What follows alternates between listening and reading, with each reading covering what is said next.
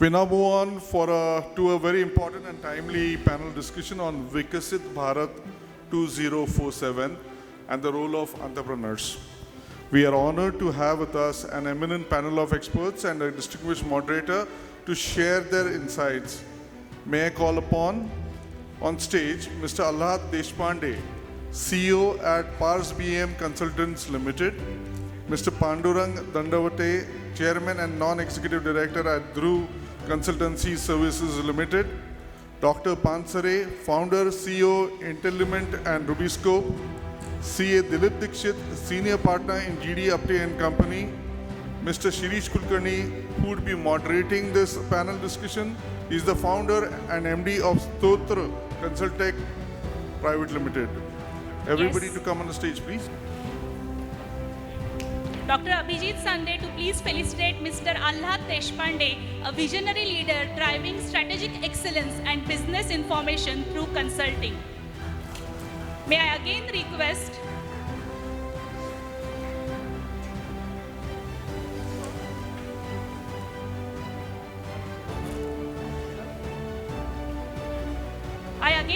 Sande sir to felicitate Mr. Pandurang Dandavate, a seasoned industry stalwart whose guidance has strengthened enterprise leadership and governance.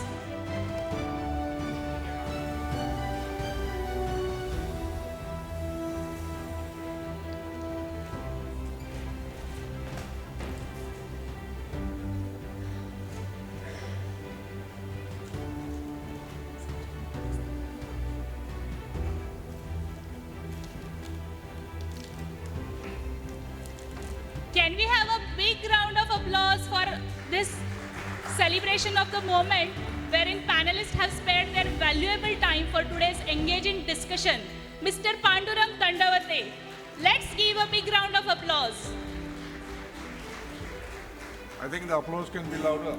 The applause can be louder, please. A big round of applause for all the panelists. Sande sir to also please felicitate Mr. Prashant Pansare, a pioneering entrepreneur leveraging technology and innovation to create scalable business solutions.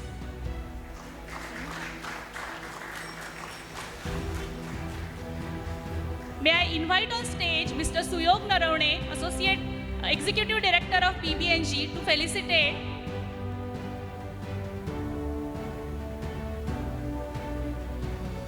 our own member, CA Dilip Dikshit sir, who is a senior partner in GD Apte Consulting.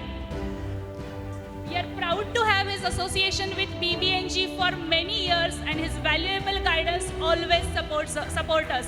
A big round of applause. Mr. Suyog Naravne to felicitate again to Mr. Shirish Kulkarni,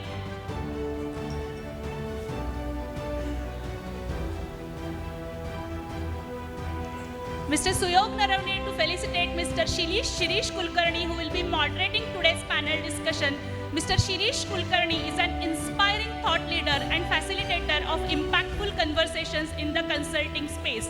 I request all of you to give a big round of applause for today's panel discussion. Let us be attentive and let us catch some important insights out of this panel discussion. Over to the panelists.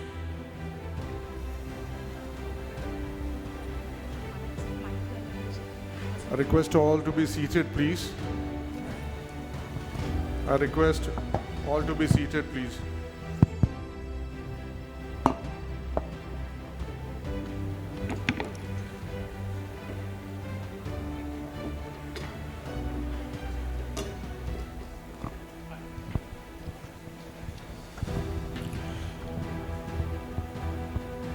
नमस्कार. आता हे panel discussion इतक्या अवघड वेळेला आहे की आम्ही तुमच्या आणि लंचच्या मध्ये आहोत, पण ही जबाबदारी आमची आहे की ती जास्तीत जास्त इंटरेस्टिंग करावं, जास्तीत जास्त माहिती पुरवणारं करावं आणि यामध्ये नक्कीच त्याच्यामध्ये तुमच्या वेळाचा सदुपयोग व्हावा. आपल्याबरोबर एक सुंदर पॅनल आहे. आपण विचार करणार आहोत की विकसित भारत 2047 म्हणजे आता 21 वर्षामध्ये काय काय नवीन बदल घडणार आहेत, काय काय नवीन बदल घडायला पाहिजे, काय काय नवीन घडताना त्याच्यात चॅलेंजेस येणार आहेत आणि अपॉर्च्युनिटी काय काय असणार आहेत, ह्या बाबतीत आपण बोलणार आहोत. सगळ्यांना याच्यामध्ये इंटरेस्ट आहे की नाही, हात वरती करून आपण, सगळ्यांना आहे बरोबर ना? So we have energy. एकदा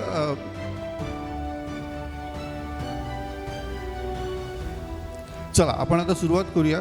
तर आपण याच्यामध्ये बघूया की आपल्या प्रेक्षकांमध्ये MSME small and medium businesses किती आहेत. बहुतेक आपण सगळे स्मॉल अँड मीडियम बिझनेसेस आहोत, त्यामुळे याचा फोकस हा MSME असाच ठेवलेला आहे. आपल्याला माहिती आहे की भारताच्या इकॉनॉमीमध्ये GDPमध्ये जवळजवळ 30% ते 46% MSMEs काम करतात. भारताच्या एक्सपोर्टमध्ये around 47% is Indian from MSME. आता एक क्विकली आपण पॅनलमध्ये बघूया की कोण कोण आपल्याकडं आलेलं आहे. आपल्याकडं आहे पांडुरंग दंडवते, जोरदार टाळ्या त्यांच्यासाठी.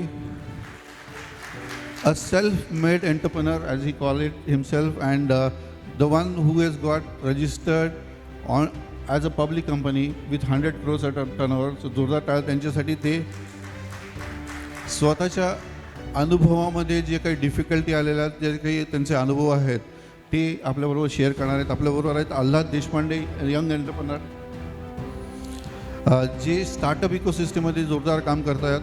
आपल्याबरोबर आहेत प्रशांत पानसरे, जोरदार टाळ्या त्यांच्यासाठी, जे AI सारख्या लेटेस्ट अँड ग्रेटेस्ट डिजिटल टेक्नॉलॉजीमध्ये काम करत आहेत. आणि आपल्याबरोबर आहे माननीय CA दिलीप दीक्षितजी, जोरदार टाळ्या त्यांच्यासाठी.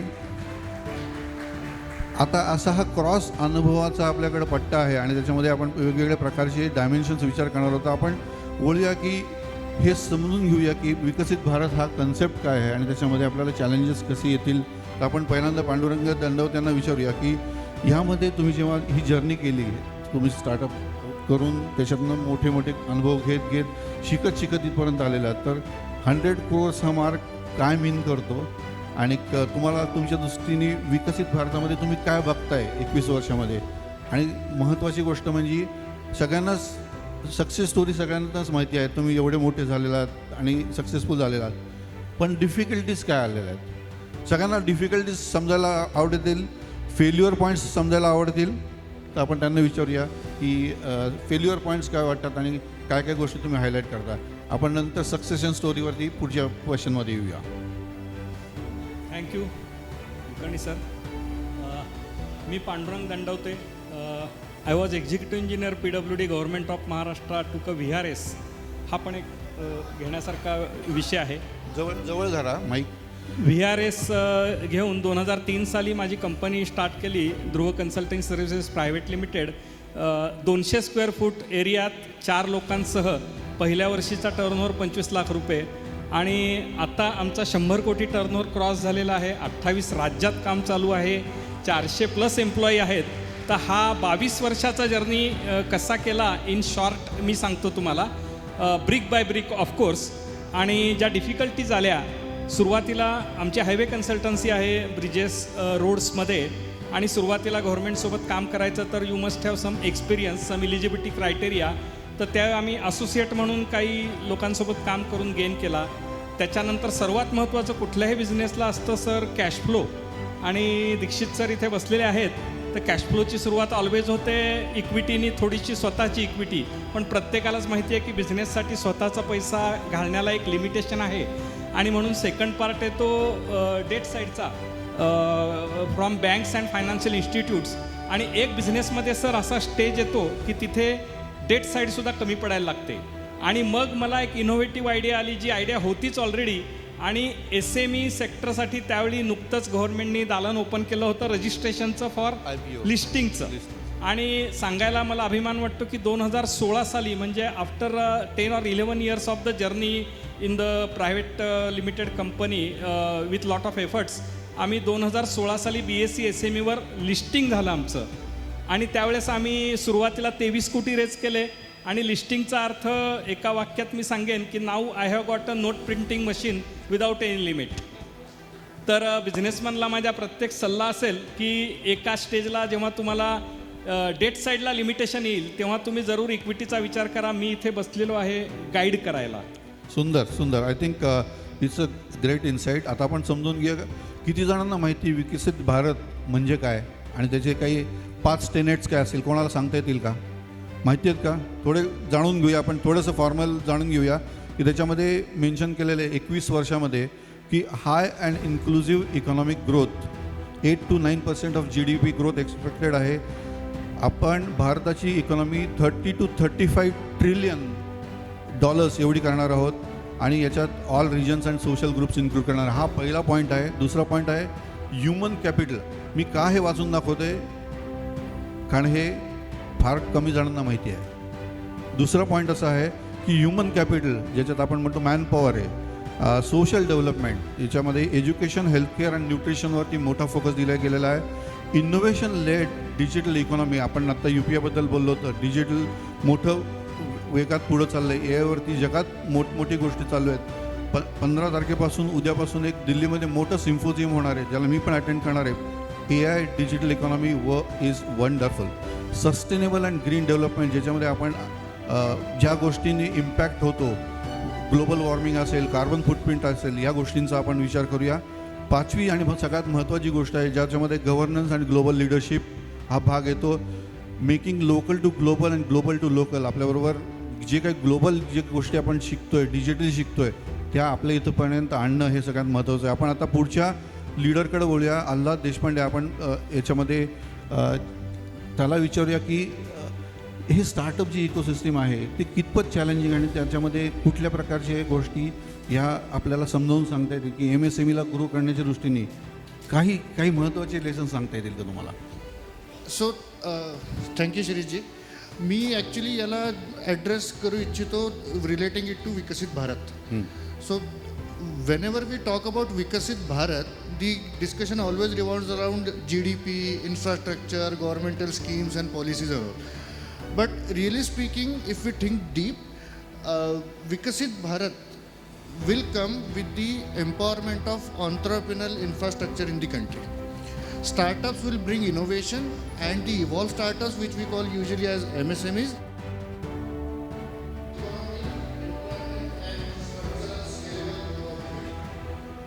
तर मी बेसिकली याला 4 पॉईंट्समध्ये ॲड्रेस करेल. सो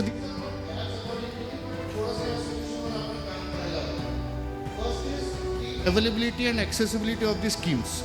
कारण बऱ्याच वेळा मी हे बघतो की मेनी स्टार्टअप्स, मॅन्युफॅक्चरर्स, MSMEs यांना ज्ञान तर आहे की मी स्कीम घेऊ शकतो, पण नेमकी कुठली स्कीम, कुठला ग्रँट माझ्यासाठी अप्लिकेबल आहे, तो अवेल कसा करायचा याचा अवेअरनेसच नाही आहे. म्हणजे गव्हर्नमेंटने दिलेल्या काय फॅसिलिटीज अवेलेबल. मग याला गव्हर्नमेंटल ग्रँट्स असू शकतात किंवा इन्स्टिट्यूशनल ग्रँट्स असू शकतात. ते मला नेमके अवेल कसे करायचे, नेमक्या माझ्या इंडस्ट्रीसाठी कुठले ग्रँट्स आहेत हे मला माहितीच नाही आहे. आणि माहिती असलं तर माझा बराचसा वेळ जातो paper work, banking access, due diligence, compliance या सगळ्या गोष्टीमध्ये. सो मला असं वाटतं इन्स्टिट्यूशन्सनी आणि गव्हर्नमेंटनी येऊन थोडंसं याला समोर नेलं पाहिजे जेणेकरून अवेअरनेस आणि ॲक्सेसिबिलिटी वाढेल. सो दॅट ग्राउंड लेवलच्या ऑन्ट्रप्रिनरला बिझनेस एस्टॅब्लिश करणं सोपं होईल. म्हणजे त्याची माहिती देणं गरजेचं आहे, आपल्यापर्यंत पोहोचणं गरजेचं आहे. एक्झॅक्टली. आणि त्याची एज्युकेशन होण्याची गरज आहे. ॲब्सोल्युटली. कारण काय पॉलिसीज आपण आपली गव्हर्नमेंट किंवा इन्स्टिट्यूशन्स ज्या आहेत त्या फक्त डिक्लेअर करतात. त्याची ॲक्सेसिबिलिटी तो रस्ता कुठेच सापडत नाही. Second thing, the elephant in the ecosystem I would say is funding. Funding हा फार मोठा विषय आहे, पण आजच्या तारखेत सगळ्यांना हे वाटतं की मी आता स्टार्टअप सुरू केली किंवा माझी MSME बिल्ड केली, now I should go to VC. We need to understand that every business is not build for VC funding. फंडिंगसाठी 3 आपल्याला मुख्य हायवेज आहेत. First is through the governmental schemes or institutional grants. मग त्याच्यामध्ये grants आले, incubation centres आले, हे सगळ्या गोष्टी आल्या. प्रायव्हेट फंडिंगमध्ये we have VC as one of the choices, but retail investors, even strategic investors झाले तुमचे, फॅमिली ऑफिसेस बरेच वेळा आपण इग्नोर करतो. हे सुद्धा आपल्याला खूप मदत करू शकतात आणि बिझनेस एस्टॅब्लिश करून पुढे नेण्यात मदत करू शकतात. आणि third way which Pandurangji mentioned वेल की हे बऱ्याचशा ज्या MSMEsला सध्या मी भेटतो आहे 100पैकी कमीत कमी 3 ते 4 लोकांनाच हे माहिती असतं की SME एक्सचेंज लिस्टिंग हा सुद्धा एक मोकळा मार्ग आहे ज्याच्या थ्रू आपण improve governance, maximise capital access, better visibility towards national and international market expansion हे सगळं अचीव करू शकतो. सो त्या दृष्टीने सुद्धा विचार केला गेला पाहिजे. तिसरी गोष्ट मी म्हणेल की MSMEsच्या 1-2 मुख्य प्रॉब्लेम मी आयडेंटिफाय केले आहेत. त्यातला सगळ्यात मोठा प्रॉब्लेम हा आहे की जी करंट जनरेशन किंवा नेक्स्ट जनरेशन आहे, सक्सेशन प्लॅनिंग. एक्झॅक्टली, त्यांना आजकाल मी असं ऑब्झर्व करतो की पुश्तैनी धंदा उनको कूल नाही लगता. त्याच्यामुळे फॅमिली बिझनेस त्यांना वाढवायची इच्छा नाही, त्यांना स्वतःचं काही वेगळं करायचं आहे. त्यांना कॉर्पोरेटमधले मोठे कुशी जॉब्स करणं जास्त prefer. Exactly. So if we urge them to carry out this, so their intellect with their exposure to digital infrastructure today, they can lead the MSME to places. So that should be done. दुसरी गोष्ट again अवेअरनेसची आहेच. आणि MSMEमध्ये सगळ्यात एक मोठा problem मी जो identify केला तो हा आहे की कन्व्हेन्शनल आणि ट्रेडिशनल मॉडेलवर ते बरेच बिझनेस चालवतात आहे, ऑपरेशन्स चालवतात आहे. आज बिझनेस बदलला आहे, कन्झ्युमर्स बदलले आहे, मार्केट बदलले आहे. सो त्यासोबत तुम्ही डिजिटल इन्फ्रास्ट्रक्चर, AI, ऑटोमेशन हे जर इम्प्लिमेंट केलं तर you can increase your productivity. So विकसित भारत जे आपण म्हणतो की 2047मध्ये आपल्याला अचीव्ह करायचं आहे, त्या 20 वर्ष हा जो वेळ आपल्याकडे उरला आहे तो भरपूर नाही, तो फार कमी आहे. सो तोपर्यंत आपण विकसित होऊ का, यापेक्षा असं विचारलं पाहिजे की आपले बिझनेसेस आणि MSMEs त्या ॲडॅप्टेबिलिटीसाठी तयार आहेत का. सो इफ वी रिझॉल्व दिस, विकसित भारत अपने आप बन जाएगा. थोडक्यात म्हणायचं की या गोष्टींचे गव्हर्नमेंट स्कीमची माहिती असायला पाहिजे. येस, आणि जे चॅलेंजेस आहेत त्याचं ट्रान्सलेशन ऑपॉर्च्युनिटीजमध्ये डिजिटल एनेबलमेंट करेक्ट. किंवा नवीन ज्या गोष्टी ज्या शिकायला पाहिजे. बिझनेस मॉडेल्स वेगळे असतात. जसं आज बोलणं झालं की तुम्ही नवीन बिझनेस मॉडेल असेल तर मला सांगा, येस, कामत सर म्हणाले. येस, तशा प्रकारे नवीन गोष्टींकडे लक्ष द्यायला पाहिजे असं तुमचं म्हणणं आहे. सरांना काही बोलायचं होतं त्याच्यावरती. टू ब्रेक दिस विकसित भारत, मी असं सजेस्ट करेन सगळ्या एंटरप्रेनर्सना की पहिलं आपलं त्याचे 2 पार्ट करा. Part 1 is Maharashtra government under able leadership of honourable CM Devendraji has kept task of 1 trillion economy. आपण सगळे सध्या तरी महाराष्ट्रात बिझनेस करत आहोत, तर 1 ट्रिलियन इकॉनॉमी अचीव्ह होण्यासाठी प्रचंड बिझनेस ऑपॉर्च्युनिटीज पुढच्या 4 वर्षात आहेत. आणि honourable prime minister of India has aim to take India to the 3rd largest economy, that is 5 trillion economy of the world.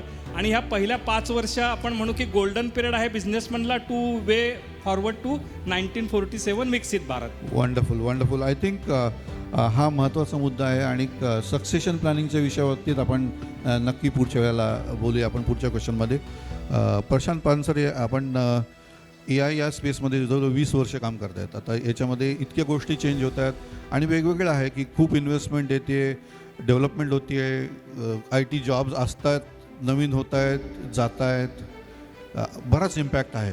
तर तुम्ही विकसित भारतामध्ये स्मॉल अँड मीडियम बिझनेसमध्ये काय चेंजेस बघता, सॉफ्टवेअरमध्ये, IT मध्ये, AI मध्ये काही आशा आहे का की जे आपल्याला MSMEच्या जगताला सांगता येतील? काही सिम्पल फ्रुगल काही पद्धतीने आपल्याला काही चेंजेस आणता येतील का, IT एनेबल करता येतील का?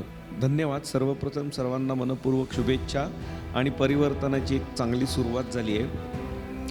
विकसित भारत ह्या थीमवरती आपण जेव्हा बोलतो तेव्हा बऱ्याच डिबेट्समध्ये आपल्याला असं ऐकू येतं की भारत आता 5व्या नंबरवरनं 4थ्या नंबरची इकॉनॉमी झालेली आहे. आणि आपण नंबर्स कम्पेअर करतो की अरे युरोप बघा, जपान बघा, त्यांची लोकसंख्या किती आहे, पर कॅपिटा इन्कम किती आहे आणि म्हणून त्यांची GDP किती आहे. पण हा नंबर बघताना अजून एक नंबर जर का तुम्ही बघितलात की भारत जरी लोकसंख्या आपली 140 कोटी असली आणि आपण आता 4थ्या नंबरची इकॉनॉमी झालो असलो तरी पण गेल्या 10 वर्षांमध्ये आपण साधारण 26% जनता जी आहे ना ही बिलो पॉवर्टी लाईनवरनं त्यांना एका सर्टन स्टेजला त्या लेवलवरनं आपण BPLच्या लेवलच्या बाहेर आणलेलं आहे. आता ही लोकं तिकडनं जेव्हा बाहेर आलेली आहेत तेव्हा डिजिटल म्हणजे AIच्या आधी मला एक तुम्हाला डिजिटलचा असा पर्स्पेक्टिव्ह द्यावा लागतो की भारतासारख्या पॉप्युलेटेड कंट्रीमध्ये डिजिटल हे का महत्त्वाचं आहे. कारण इंडिया आणि भारत हे 2 जे वेगळे भारताची रूपं आहेत ना यांना कनेक्ट करणारा ब्रिज हा डिजिटल इंडिया आहे. आणि बरीचशी लोकं जेव्हा त्या BPLमधनं मेनस्ट्रीममध्ये येत आहेत तेव्हा त्यांच्यासाठी बेसिक इसेन्शियल सर्व्हिसेस म्हणजे स्टार्टिंग फ्रॉम बँक अकाउंट असेल, इन्शुरन्स असेल, हेल्थकेअरच्या काही सर्व्हिसेस असतील. So do you realise that 26% of that population coming in the mainstream now किती अपॉर्च्युनिटीज आहेत. म्हणजे बऱ्याच लोकांना मी जेव्हा भेटलो, लघु उद्योजक आहेत किंवा फर्स्ट जनरेशन एंटरप्रेन्युअर इकडे आहेत की people are actually into health and fitness services, insurance, financial सर्व्हिसेसच्या ह्याच्यामध्ये आहेत.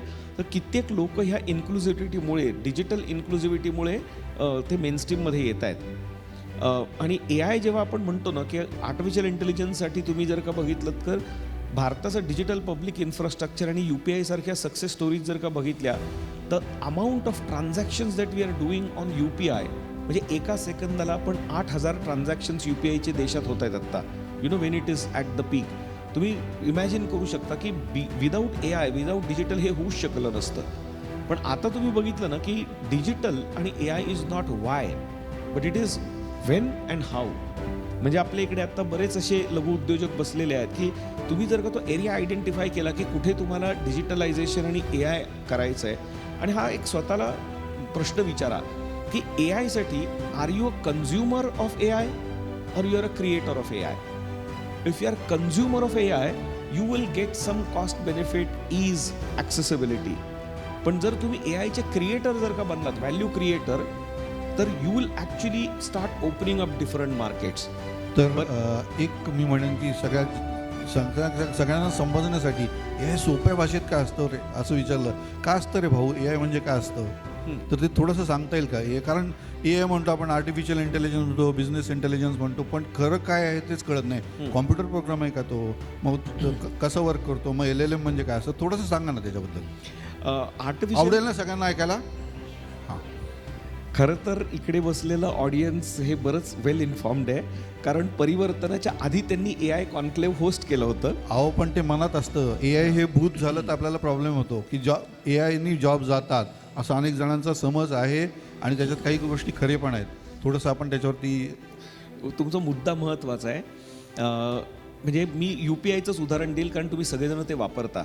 ओके, सो आर्टिफिशियल इंटेलिजन्स कुठे काम करतं की आता तुम्ही अगदी एखाद्या कुठल्या तरी बार्बर शॉपमध्ये गेलात किंवा अक्षरशः रोड साईडच्या ठेल्यावरती पाणीपुरी किंवा भेळ खायला गेला, तर तुम्ही आता पेमेंट कसं करता, तर यु नो जे फिनटेक आणि पेमेंट गेटवे इंडियाचे जे डिजिटाईज झाले की आपण QR कोड स्कॅन करतो, तर QR code becomes you know something that can't be understood by your simple eyes.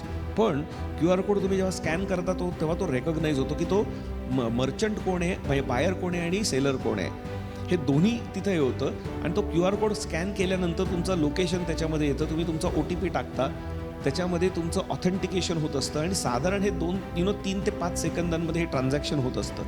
पण हे ट्रान्झॅक्शन तुम्हाला जेव्हा एका एंड कम्प्युटिंग पॉईंटवरती जेव्हा होत असतं ना, तेव्हा तुम्हाला 5 सेकंदात, पण तुम्हाला हे माहिती आहे का तुमचं ते ट्रान्झॅक्शन किती किलोमीटर्स ट्रॅव्हल करतंय, किती डेटा सेंटर्समधनं जाऊन, कारण तिथे तो तुमचा लोकेशन घेतोय, तुमचा QR कोड घेतोय, तुमचं ऑथेंटिकेशन करतोय, आणि ते तेवढेच पैसे त्या मर्चंटला इन्स्टंटली गेले पाहिजे, नाहीतर ते रोलबॅक होतं. रोलबॅक होईल, ट्रान्झॅक्शन सक्सेसफुल होणार नाही, किंवा एखादा ट्रान्झॅक्शन चुकलं आणि तुमचे पैसे जर का भलत्याच्याकडे गेला, तर तुम्ही विचार करा की कोविडच्या काळामध्ये जर का तुम्हाला पैसे काढण्यासाठी बँकेत जायचं आहे, कारण तुम्हाला मेडिसिन घ्यायची आहेत, ग्रोसरी घ्यायची आहे, किती कॉम्प्लिकेटेड होतं. फिजिकली आज डिजिटल नेटिव्ह जनरेशन जे आहे ना, की ते विचारच करू शकत नाही की आपले आई बाबा जेव्हा ते BSNLचे सेल्फ डायलिंग फोन होते तेव्हा ते कसे जगत असतील, किंवा बिना फोनच्या युगात ते कसे जगत असतील. पण आज कसं आहे की तुमच्याकडे ते म्हणतात ना की डिजिटल स्टेरॉइड्स आणि connectivity is a new oxygen. तर तो तुमचा जर का ऑक्सिजनच नसेल तर तुम्ही सफोकेट होणार आहे. इमॅजिन की आपण असं ठरवलं की नाही AI मुळे नवीन जॉब्स निर्माण होत आहेत, काही ऑटोमेटिव्ह रिडंडंट जॉब्स डिस्प्लेस होत आहेत, म्हणजे ते जातात असं नाही आहे, डिस्प्लेस होत आहेत. नवीन गोष्टी शिकल्यामुळे, स्किल्स वाढवल्यामुळे ते डेफिनेटली सिक्युअर होतात. म्हणजे तुम्हाला मी दुसरं उदाहरण देईल की क्लाउड किचन जे आपण म्हणतो ना, स्विगी झोमॅटो मॉडेल, त्याच्यामध्ये कसं आहे की तुम्ही किचनचा बिझनेस एक्सपॅन्ड करताय, फूड बिझनेसमध्ये तुम्ही किचन एक्सपॅन्ड करताय, and there are so many job that are created for delivery boys. So जोरदार टाळी या पॉईंटवरती की jobs, AI is creating new jobs, is displacing new jobs. Great. Yes. So ते जॉब्स थोडेसे स्थलांतरित होत आहेत, आणि म्हणून मी म्हटलं की तुम्हाला जर क्रिएटर व्हायचं असेल तर you have to think and imagine की तुमचं इनोव्हेशन काय आहे. आणि 1-2 पॉईंट्स पहिल्या राऊंडमध्ये असंही करेन की आपल्याबरोबर चार्टर्ड अकाउंटंट साहेब पण बसलेत. आता ते CFO ॲज अ सर्व्हिस किंवा डिजिटल CFO म्हणून आपण म्हणतो, तर SMEसाठी तुमचं बॅलन्स शीट जर का तुम्ही फोटोच्या इमेजमधनं जर का कॅप्चर केलं तर तुम्ही ॲनालाइज कसं करू शकता इमेज प्रोसेसिंगच्या माध्यमातून. सेम टेक्निक आहे QR कोडसारखं. आणि असा प्रश्न जर का तुम्ही विचारात, am I doing business right and am I in a right business, मी एक वाक्य फक्त त्याचं इकडे तिकडे बदललंय, पण त्याचा अर्थ आणि इंटरप्रिटेशन बदलतंय. प्रॉम्प्ट तुम्ही काय देताय तिथं. एक्झॅक्टली. तर AI technologies will help you do that. पण हे सगळं आपण परत एकदा क्लिअर करूया की हे सगळं जे काय आहे based on the data which is already created or existing. नवीन गोष्टी, नवीन विचार, नवीन इनोव्हेशन्स, नवीन क्रिएटिव्हिटी ही माणसाच्या मनातच आहे. त्या ठिकाणी माणूस रिप्लेस होणार नाही आणि माणूस AI साठी तिथं मूव्ह व्हायला पाहिजे. बरोबर आहे.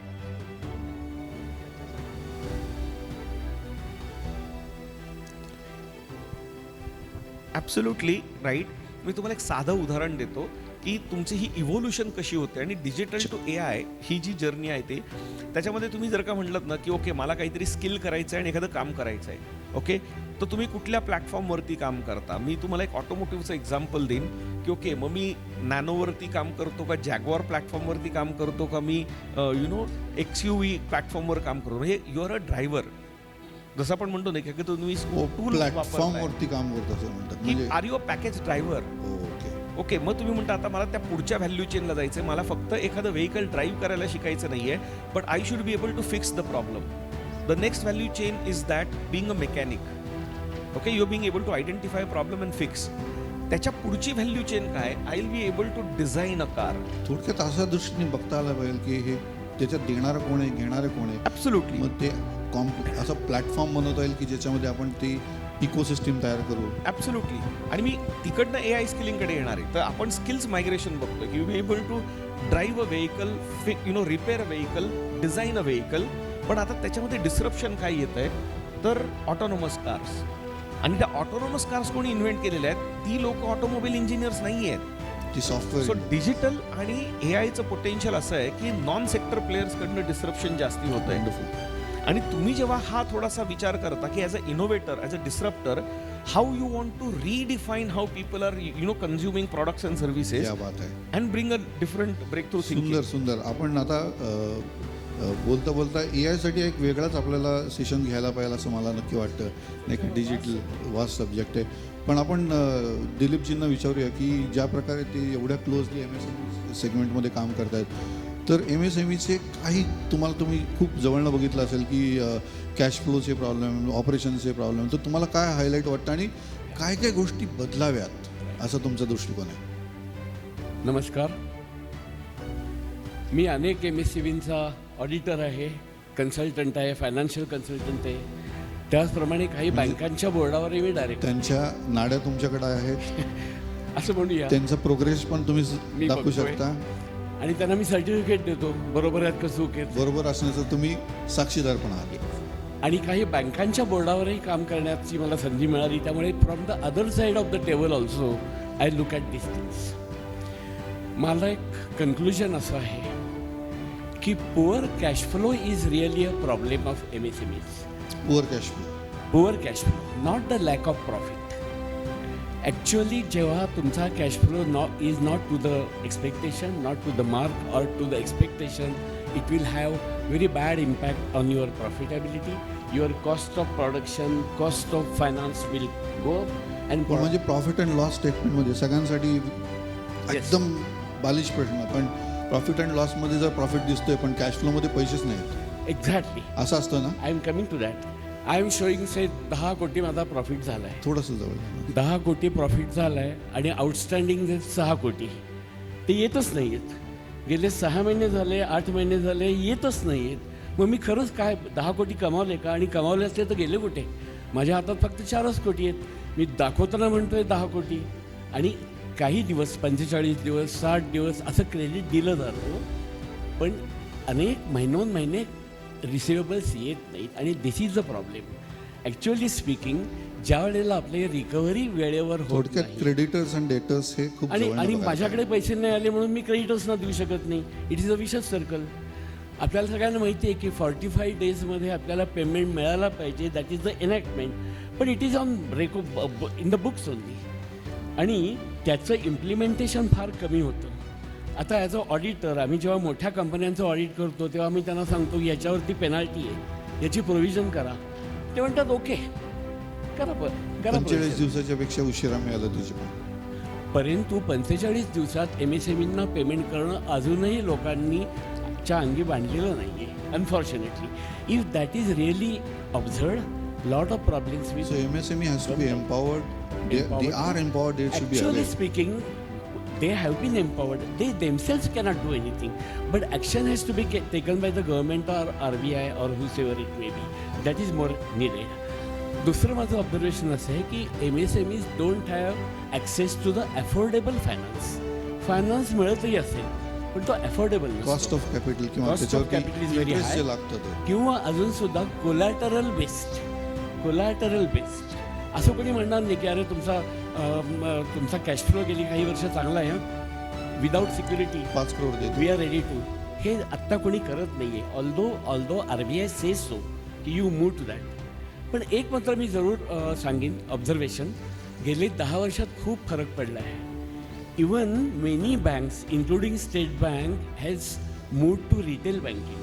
रिटेल म्हणजे not only the consumer banking, small loans 4 कोटी 5 कोटी 10 कोटी इथपर्यंत सुद्धा even state bank is shifted to that. So that awareness is there with the banks also.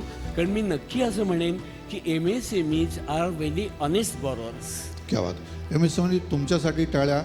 They are त्यांनी सर्टिफिकेट दिलेलं आहे. निश्चितपणे मी सांगतो की MSMEs आर द ऑनेस्ट बॉरोअर्स. आत्ता जे प्रॉब्लेम आले बँकांना त्या मोठ्या बॉरोअर्सकडून आले आणि तिथे आपण वाचतो अनेक मोठी नावं आपल्याला माहिती आहेत की ज्यांनी प्रॉब्लेम केले कारण दे आर डिफॉल्टर्स.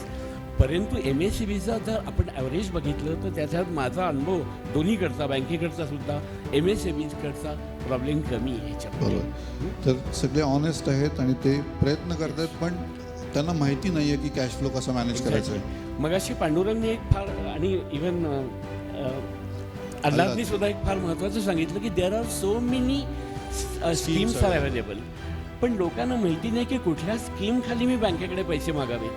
आम्ही आपलं ट्रॅडिशनल बँकिंगला जातो, मला कॅश क्रेडिट द्या. तुमची गरज काय, तुम्हाला कॅश क्रेडिट किती पाहिजे का तुम्हाला टर्म लोन पाहिजे. मला मशिनरी जर पाहिजे असेल आणि मी कॅश आणि जर वर्किंग कॅपिटल घेतलं आणि if I utilise that working capital for purchase of machinery then entire cycle will be कोलॅप्स्ड.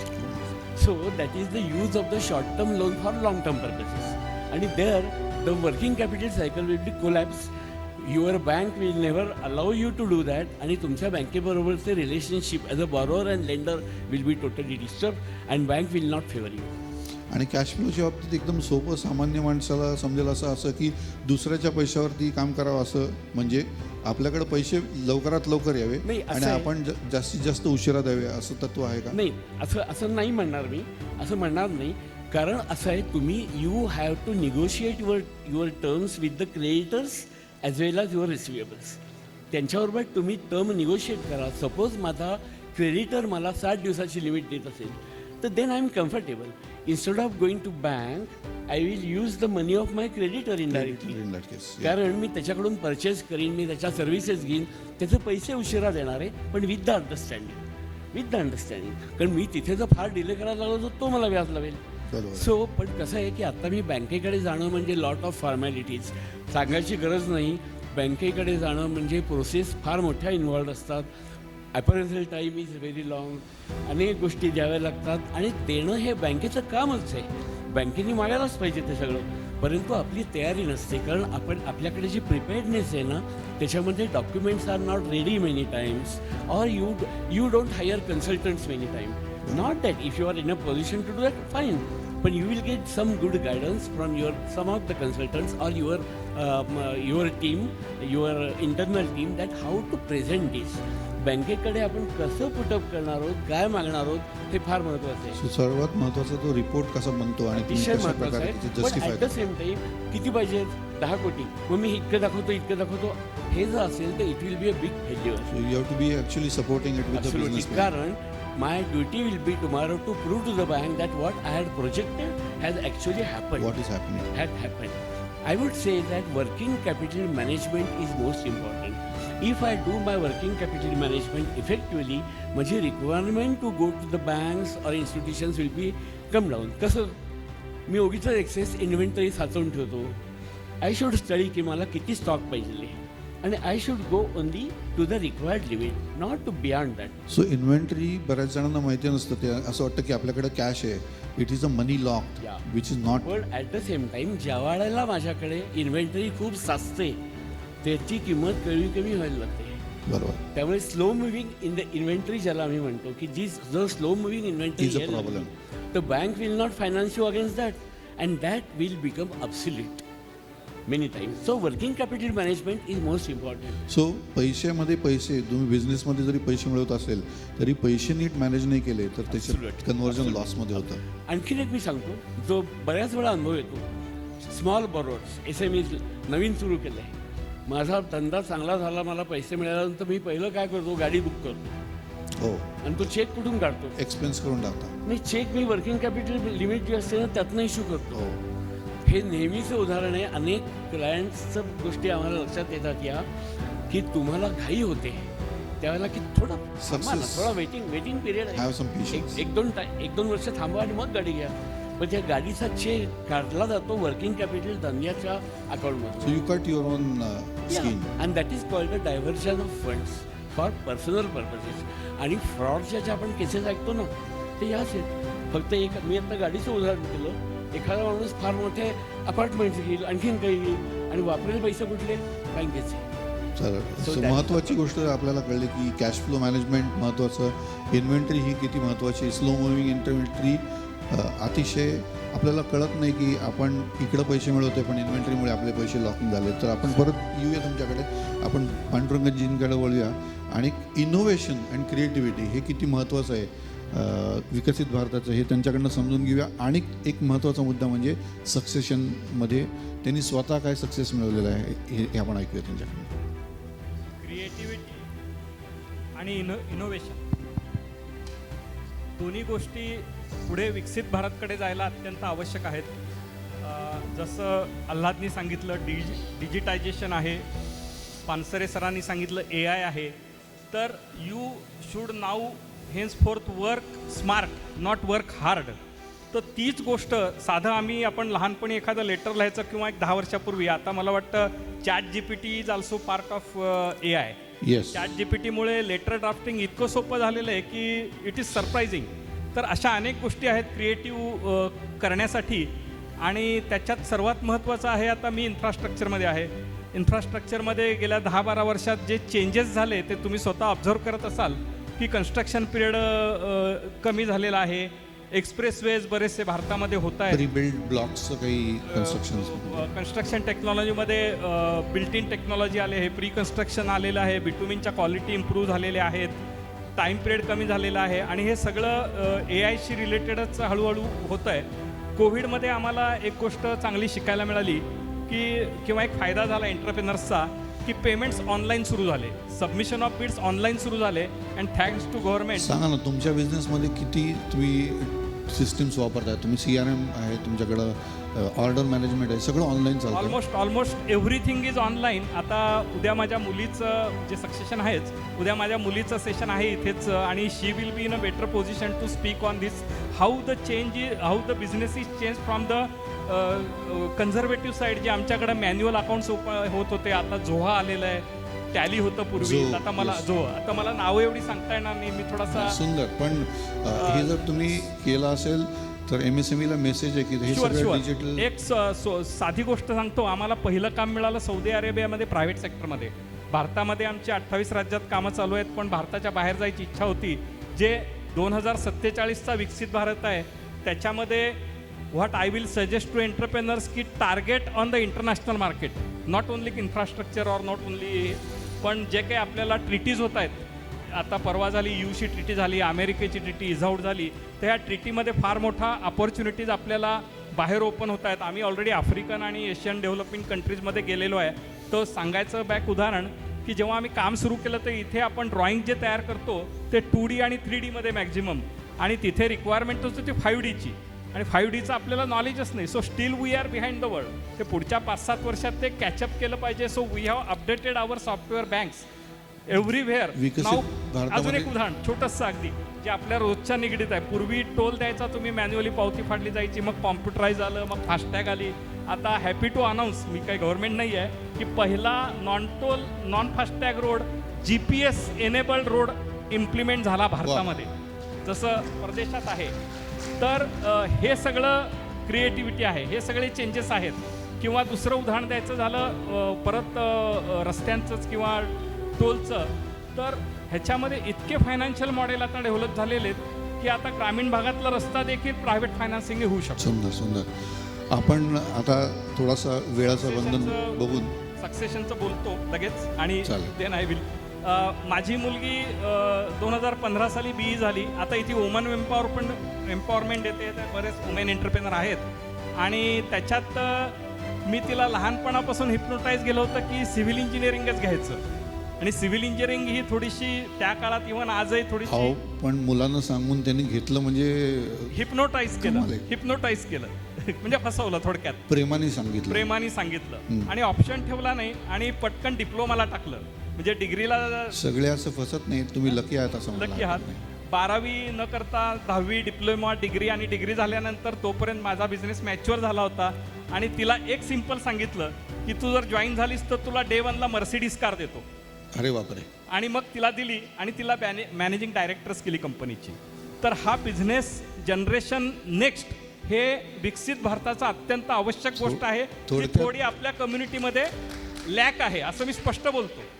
थोडक्यात म्हणजे नवीन जनरेशनला जे आवडत असेल, त्यांना भावत असेल, त्यांची जी कम्फर्ट असेल, ज्या गोष्टी ते जॉबमध्ये बघतात, खुशी लाईफ बघतायत, डिजिटल लाईफ बघतात, ते तुम्ही जर निर्माण केलं अजून एक जेव्हा तर ते नक्की येतील. अजून एक पुढे जॉईन झाल्यानंतर सोडून जाणारे पण बरेच आहेत. तर जॉईन झाल्यानंतर माझं सर्वांना विनंती आहे की त्यांना freedom to take the decision द्या. क्या बात आहे. डिसिजन घेतल्यानंतर ते चुकले तर तो लॉस इन प्रॉफिट समजा किंवा इन्व्हेस्टमेंट समजा दीक्षित सरांच्या भाषेत, तरच ते पुढे डिसिजन घेतील, पुढे तुमचा बिझनेस नेतील. थँक्यू. आपण आल्हाद देशपांडेंकडे येऊ. एक मिनिटमध्ये आपण संपवायचा प्रयत्न करूया की आता ही जी इकोसिस्टम चेंज होती आहे, डिजिटल होती आहे, तर तुमच्या दृष्टीने ह्या नवीन भारतामध्ये काय काय चॅलेंजेस दिसतात किंवा काय काय ऑपॉर्च्युनिटी दिसतात? आता चायनामध्ये मॅन्युफॅक्चरिंग खूप एस्टॅब्लिश आहे, US मध्ये तुम्ही वेगळ्या गोष्टी बघता, तर इंटरनॅशनली काय आपण शिकावं आणि काय एनेबल करावं?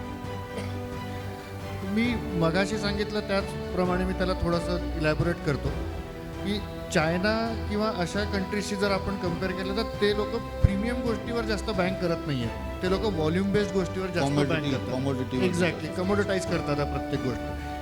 नाव relating this to our next जनरेशनवाला thing, they have the intellect as well as the digital exposure आणि तुमच्याकडे बिझनेस ऑलरेडी एस्टॅब्लिशमेंट आहे.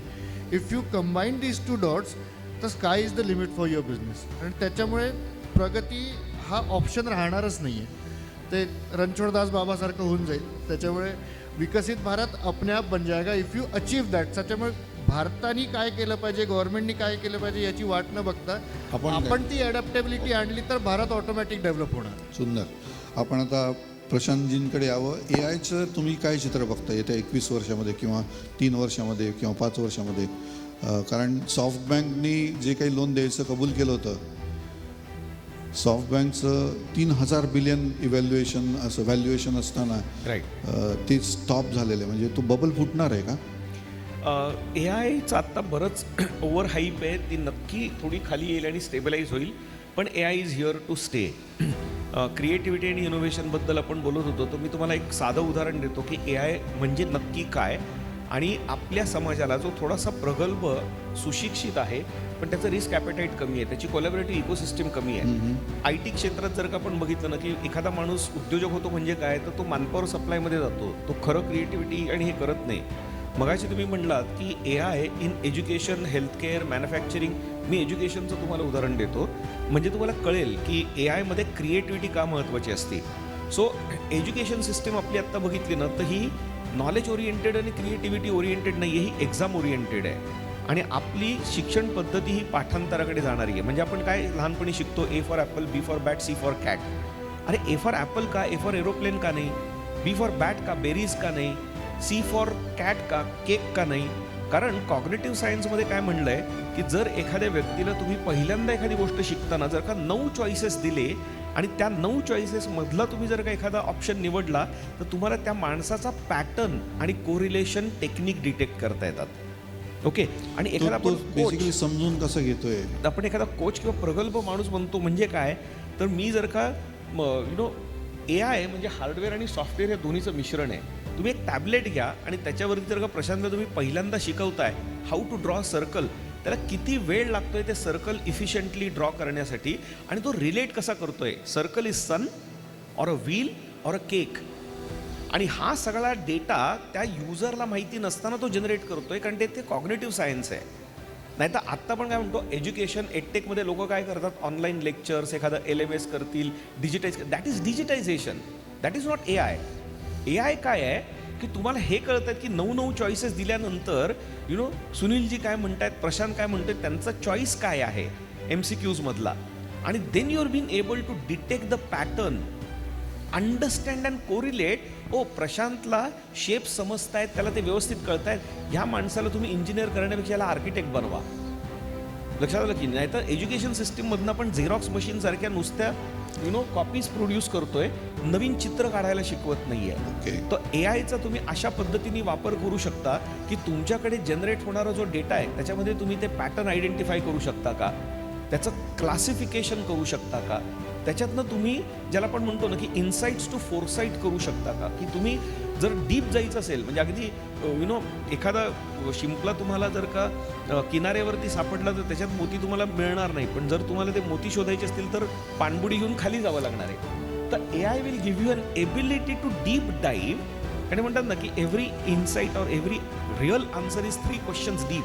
Ask yourself why why why. Every time you will get a different answer. AI हा अत्यंत popular आहे. AI हे enabler आहे. 30% प्रोडक्टिव्हिटीचे gain आहेत, efficiency वाढवलेली आहे, पण तेवढाच तो पिंच ऑफ सॉल्टनी वापरायला पाहिजे. की ते आपण म्हणतो ना की ChatGPTला मी आज काय करू असं विचारण्यापेक्षा आज मी काय करून ते एफिशियंटली कसं होईल हे विचारण्याची गरज आहे. You said it. आत्ता आपण we are scratching the surface. गुगलपासून GPTला गेलोय, that is not AI, you are consumer. If you want to become creator, म्हणून जर तुम्हाला पुढची पिढी, विकसित भारताची पुढची पिढी समजून घ्यायची असेल तर त्यांना AIच्या मदतीने समजून घेण्याचा MSMEला मेसेज हा आहे की AIचं कन्झ्युमर तर व्हायलाच पाहिजे, कारण त्यांना 30% बेनिफिट हा ऑटोमॅटिक मिळणार आहे प्रत्येकाच्या लाईफमध्ये, पण क्रिएटर व्हा असा मेसेज आहे. आपण दिलीप दीक्षितांकडे विचारूया की जे काही पिटफॉल्स आपण बघितले MSCमध्ये 50 वर्ष बघितले, 40 वर्ष, काय 21 वर्षात आपल्याला करायचं नाही ते सांगा ना. 3 गोष्टी सांगा. No, very, very important question. What we should not do. Actually, the observation is that most of the enterprises or the MSMEs particularly, they don't have any good systems and procedures. Unless you have very robust systems and procedures, you cannot survive. One thing. Secondly, अत्यंत महत्त्वाचा भाग म्हणजे documentation. Whatever you want to say has to be documented properly and that document should be available at the immediately whenever you need that. त्यामुळे system procedures तुमच्या strong करणं, त्या वेळोवेळी revise करणं, त्याच्यासाठी SOPs डेव्हलप करणं आणि documentation develop करणं हे अत्यंत महत्त्वाचं आहे. आणि मी नक्की असं म्हणेन की आता बेस्ड ऑन माय एक्सपिरियन्स की MSCमध्ये हा एक फार मोठी त्रुटी आहे, ही हा मोठा पिटफॉल आहे. Unless you overcome that the progress will not be to that satisfaction. धन्यवाद. मी सर्व पॅनलिस्ट धन्यवाद करतो. कन्क्लुजन एवढंच आहे की विकसित भारत 21 वर्षात आपल्याला अनेक गोष्टी करायच्या आहेत. डिजिटल हे अतिशय महत्त्वाचं ठरतं आहे.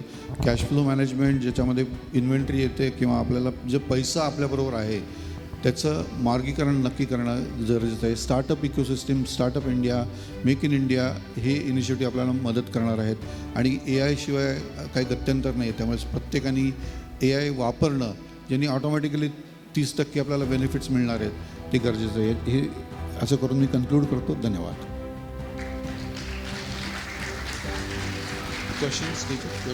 क्वेश्चन्स काही घ्यायचे?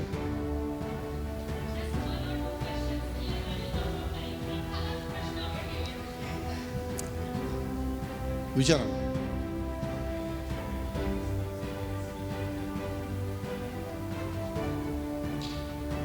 कशाचे शिफ्ट आहेत? फंडिंग.